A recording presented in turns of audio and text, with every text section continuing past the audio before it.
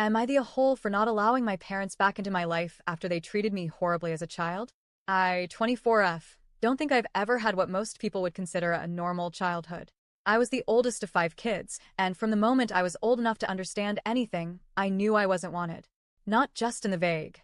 Maybe they wished they waited a bit longer no, I was literally an accident. My parents told me I was conceived in a strip club in Brooklyn while they were high. That was their favorite joke, actually. They'd laugh about it like it was some kind of hilarious origin story. But it wasn't funny to me. It was just proof that I had never been part of a plan, never part of their dreams. I didn't grow up with love. I grew up with indifference and neglect. I wasn't abused in the way that leaves bruises on your skin. I was abused in the way that leaves scars on your soul. My parents were too busy with my younger siblings, the ones they wanted, the ones they planned, to even acknowledge me unless they were insulting me or assigning blame. My dad used to say things like, "Suck it up. Get used to it," whenever I cried or asked for help. Why? Because, in his words, you weren't even supposed to be here anyway. They poured attention, praise, and resources into my siblings, encouraging them to chase dreams, go to school, pursue careers. But me? They said I was too dumb for college, that I'd be lucky if anyone ever loved me. My mom once told me, straight to my face, "I hope our bloodline doesn't go through you." That one still rings in my ears on bad days. I spent my childhood being the built-in babysitter, the extra set of hands, the emotional punching bag. There was no affection, no birthdays that felt special, no warm hugs or bedtime stories. Just survival. Honestly, I used to wish they had just aborted me. At least that way, I wouldn't have had to live through years of being told, directly and indirectly, that I was a mistake. But I'm not one to stay broken forever. At 16, I got my first job and started saving every penny. I knew my parents wouldn't give me a cent for college, but I had a secret weapon: my grandparents. My dad's parents had always been kind to me. They saw through the mess, and when they heard about my plans for college, they offered to help pay tuition if I could handle the rest. So I kept saving, planning, dreaming. At 19, I left. Packed up my stuff, moved out, and never looked back. I cut ties with everyone, except my grandparents. They were the only ones who truly stood by me, and they respected my decision to go no contact with my parents. They promised not to share anything about me, where I lived, what I was doing, nothing. Since then, I've built a life I'm truly proud of. I graduated with a master's degree in cybersecurity management from Georgia State University. I bought a 2-story house.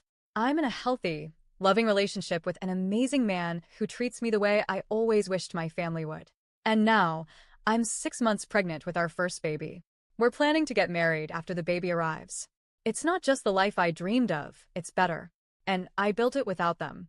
My grandparents will be at the baby shower. They'll be there at the hospital when I give birth.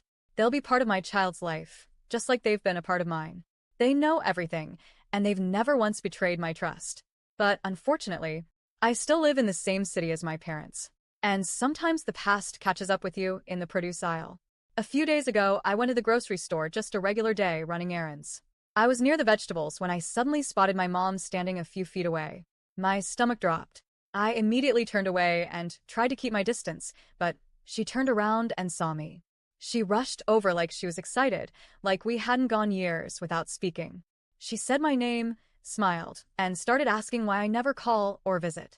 I stared straight ahead, pretending she wasn't even there. But then she looked down and noticed my baby bump. "Oh my God," she gasped, and without asking, she reached out and put her hand on my belly. I snapped. I slapped her hand away and said, "Don't put your ***king hands on me." Her smile faded, but she still had the audacity to say, "I can't wait to meet the baby. You should come over more often." I looked her dead in the eyes and said, "Not in a million years would I come back to hell." She flinched, then snapped, "Stop being rude." Like I was the one being unreasonable. I didn't even reply. I just walked out of the store. Didn't buy anything. Didn't look back. I went home and ordered groceries online. I couldn't stomach the idea of running into her again. Later that night, though, I started feeling conflicted. There's a part of me, the child inside me, that still aches, still wants a mom. I started wondering if I had gone too far. Was I cruel? Did I just disrespect the woman who gave birth to me?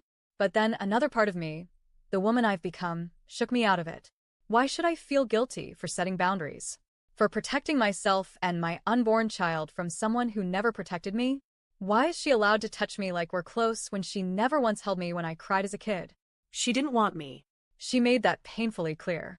So now she doesn't get me. Not me, not my life, not my child. Still, I can't help but wonder, am I the a-hole for refusing to let her back in? For cutting off people who should have loved me but didn't? For standing my ground, even when my heart feels heavy? Because I may feel bad, but I don't feel wrong.